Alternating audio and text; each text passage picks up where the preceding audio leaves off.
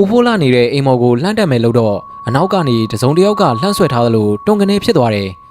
အဲ့ဒါနဲ့ပဲအောင်မြတ်သာလည်းအနောက်ကိုပြန်ဆုပ်လိုက်တယ်အဖိုးခင်ကျွန်တော်အိမ်မော်ကိုမတက်တော့ဘူးဦးဖိုးလာကိုပဲဒီကုတ်ပြစ်ကိုတွဲခေါ်လာပေးပါအဲ့ဒီယောဂါကိုအခုပဲပြောင်းအောင်ကုပေးမယ်ဟင်ဖြစ်ပါမလားအောင်မြတ်သာရဲ့တကယ်စီးစီယာတွေတော့မှကုလို့မရတာမင်းကဘလို့လို့ကုမှာတော့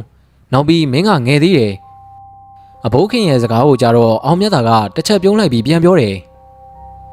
ကဲအဘိုးခင်ရွာထဲမှာလိုက်ပြောပေးပါဦးကျုပ်ကဦးဖိုးလာရဲ့ယောဂါကိုကုမယ်လို့မပြောက်ရင်ဟိုမှာချိတ်ထားတဲ့ဒဇင်းနဲ့ကျုပ်ရဲ့လေဘင်းကိုလှီးသွားလိုက်အဲ့လိုဆိုရင်ရောအေးပါကွယ်အေးပါကုကြည့်ပေါ့ပျောက်တော့လေသူ့ကံပေါ့ကွာကဲတာတို့ဦးဖိုးလာကိုတွဲခေါ်ခဲ့ကွာ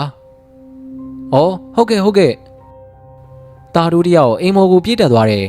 အဲ့ဒီအချိန်မှာပဲဝိုင်းဘောဝါကခေါ်တဲ့အတန်ကိုကြားလိုက်ရတယ်